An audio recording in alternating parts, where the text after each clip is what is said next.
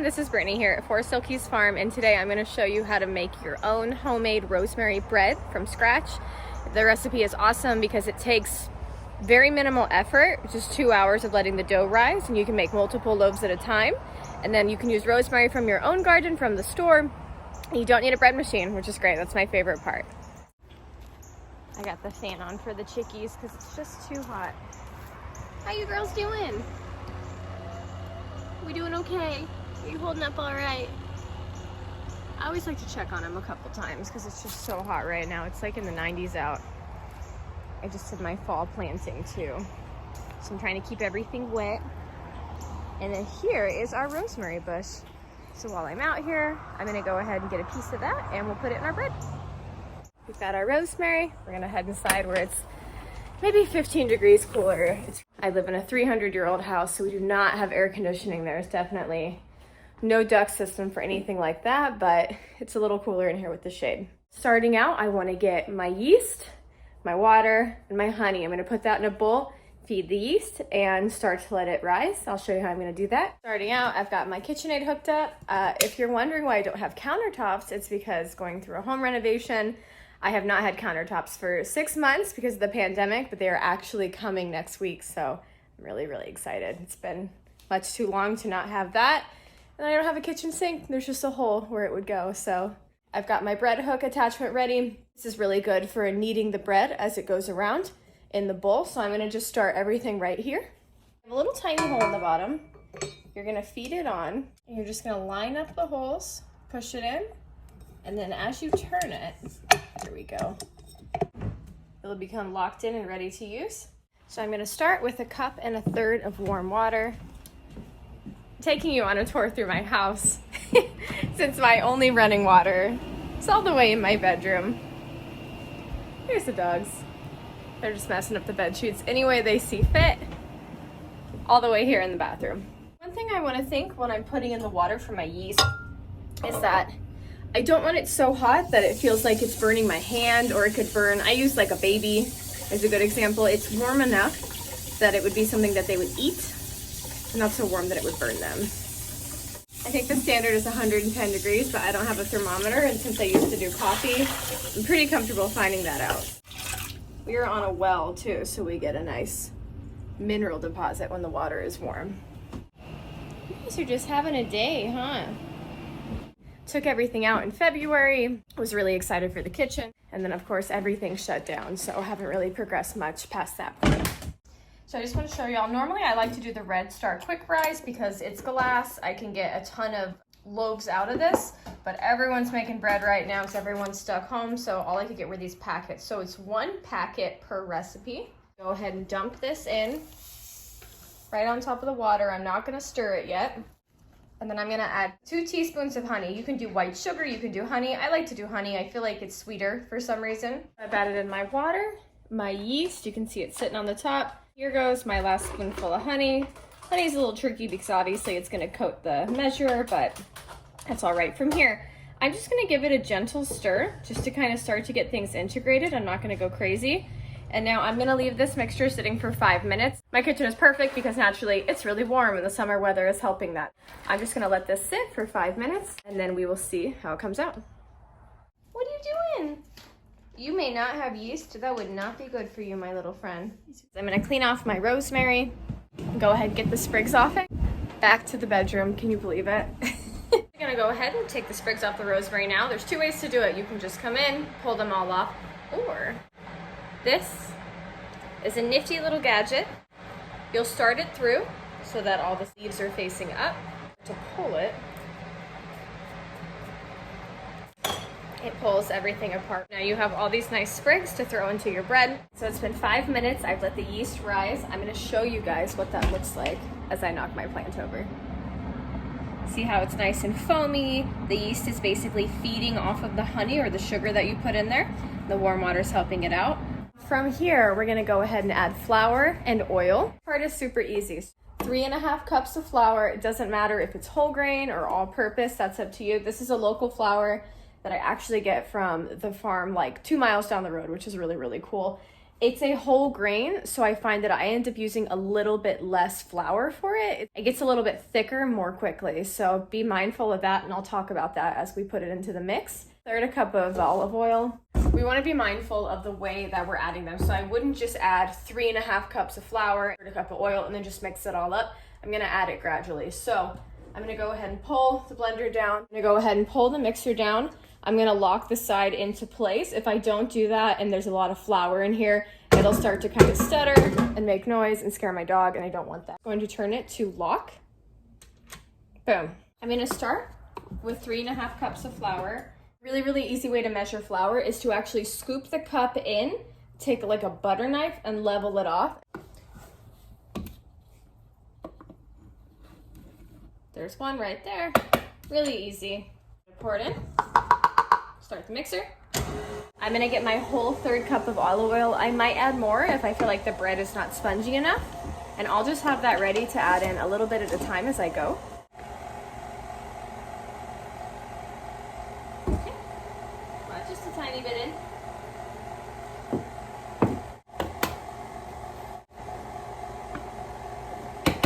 Two.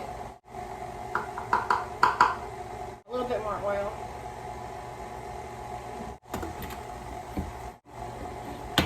The thing I also like about this bread is it only takes the bowl that you're mixing it in and a cutting board basically. So other than that, I don't have a ton of things going on. Here's my 3rd cup. See in there. Starting to pick everything up off the sides. So stickiness is typically an indicator that you need more flour. So this was the 3rd cup. The recipe calls for 3.5, but I'm gonna go ahead and let this mix in. That's the joy of the mixer, is I can just kind of hang out while it does all the work. So I think at some point today, I'm going to go in. I have extra cucumbers since I just ripped all my vines out this week, and I'm actually going to cut those up so that the chickens have a little bit of an extra snack today because it's so hot. And frozen watermelon as well for them. It's a huge mess. They love it. It gets all over their beards, all over their bodies. And sometimes it can give them an upset belly, but they will eat themselves sick off it. They absolutely adore it. Frozen corn for them. Corn is really interesting because a lot of people say that corn raises their internal body temperature, so it's a really good thing to give to them in the winter. I like to give it to them in the summer because anything I can freeze will obviously help keep them cool, but there's kind of a debate about that, which is interesting. I need to do more research. So you can see that the dough is still really, really wet. So I'm gonna go ahead and add in that last 1/2 cup of flour. Just kind of eyeball it, add it in. Add in the last of the oil. Hey, Bean. My cutting board's in the bathroom, so this is my 3rd trip to the other end of the house. Hey, Bean. Are you helping? When I'm making pickles or anything like that, especially things that require rinsing, I'm just running from one end of the house to the other. I did all my fall planting yesterday. I started my cauliflower inside. When I did all my spring stuff, I did most of it from starters. So the plants were already started, they were really established, so it was a little bit foolproof as long as I could water them. Now I'm starting from seeds, so that's a whole different animal. As I look in on the flour, it's definitely reached a much better consistency. It looks a little bit wet, but I'm gonna go ahead and keep it that way because I don't wanna add so much flour that it ends up getting what's called leaden. So it's really heavy, it's really chewy, and then when you bake it, it's like a very thick bread and like not in a good way. I'm gonna take a little bit of my flour, just kind of sprinkle it all over my cutting board, and then I'm gonna roll the flour into it. So let me back up and show y'all what I mean.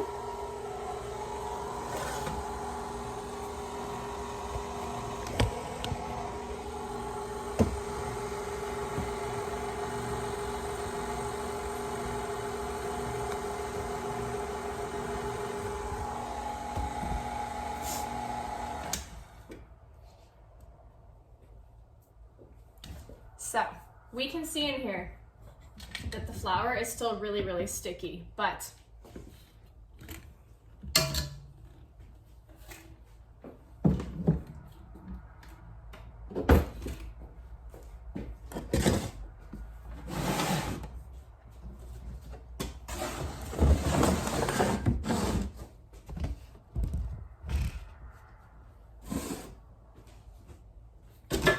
I take some flour, sprinkle it over my cutting board. And here is my dough. So I'm gonna roll it for like 3 or 4 minutes, knead some flour into it, just what's on my hands. And then I'm going to separate it into 2 pieces and leave it for an hour. So it's grabbing me, but not too much. Use a spatula for all the extra.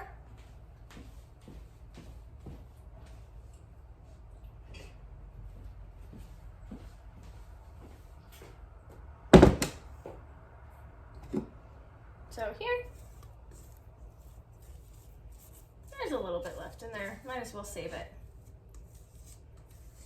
Add that in. And as I turn it over, see how the flour starts to coat it? I can push it in, and it's not like a sticky mess all over my hands. So this is actually exactly what we're looking for. I'm gonna knead this for 3 or 4 minutes. I'm gonna put just a tablespoon of olive oil in the bottom of the bowl, turn it around to coat it. I'm gonna put this dough in, I'm gonna cover it for 1 hour and let it rise, and we'll come back then.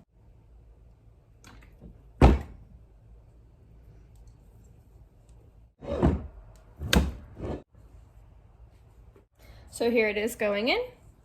I'm gonna use this time to clean everything up. I'm gonna make a snack for my chickens, so we'll go out and see them. So they get a big helping of garlic on that, which they will inadvertently eat. It's like winter here 6 months in New York, and then it's hot summer for 6. Luckily, it looks like there's shade starting to form in front of the coop. The good thing about that is I actually have this like intense dog gate. Stretch it out through the front so they can play outside of their run. They like to eat the bugs in the grass, and they really, really like to dust bathe in my lavender plants. It's like their favorite thing. So let's call them out. Girl, come on. We got one. You want it?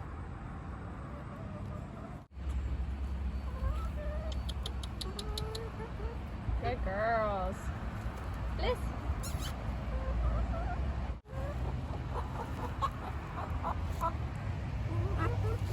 I washed my hands and I was so excited to show you guys how to make bread. I forgot to put rosemary in it, but it's easy to add in now. The dough has risen. I'm going to punch it down, really bring it out back onto the cutting board, fold the rosemary in, and then separate it into 2 pieces. Let it sit for 1 more hour, and then we'll bake it from there.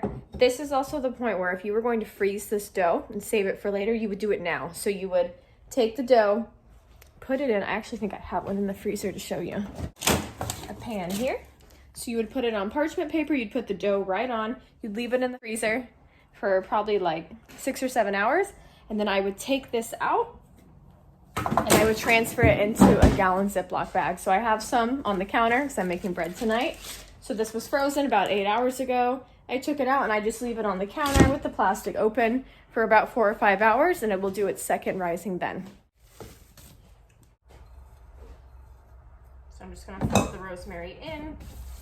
I was excited, forgot to do so earlier. From here, super easy, you just separate it in half into 2 rolls, and you're gonna let it rise for its last hour directly with the towel. Leave it. All right guys, you lost me for a bit there. I don't know if you can tell from the way the sun is setting. I had to go on an adventure. Put the chickens' hair up, which they've actually been enjoying. They're like looking up at the sky, moving around the yard. I need to trim their beards because they're having trouble seeing. So with the bread is, if you let it rise more than an hour, that's fine. I mean, as long as like critters aren't getting into it or anything like that in your kitchen, you're totally fine. So I'm gonna preheat my oven to 375. You can make a loaf of bread out of it. I'm actually making buns for burgers. I really like it, rosemary bread. So I'm gonna roll mine out into rolls and then bake it at 375 for like 15 minutes. Basically when the bread starts to smell and the house starts to smell like bread, then you know it's ready. This is big, it's gonna expand. So it's probably gonna be like a 5-inch bun, that's fine. And I actually have dried rosemary from the garden. I'm gonna put this on so I can press it in a little bit more. Sometimes the green stuff, when you bake it, like the fresh stuff's a little too much, so I'm just gonna kind of sprinkle it on, press it in a little bit so it bakes into the, I'm gonna grab some sea salt. All right, we have 6 little rolls or buns, however you wanna do it. I'm gonna put that in the oven for about 15 minutes. So my bread's just wrapping up, and I know that because I was at the other end of the house and I started to smell it. Let's go ahead and pull them out. Looking good, brown and crispy on the top. I'll check it out just to make sure. Looks good. So that's it. That's how you make your own rosemary bread. You put some vegan butter on this, relax, and hang out with the dogs. Thank you so much for watching.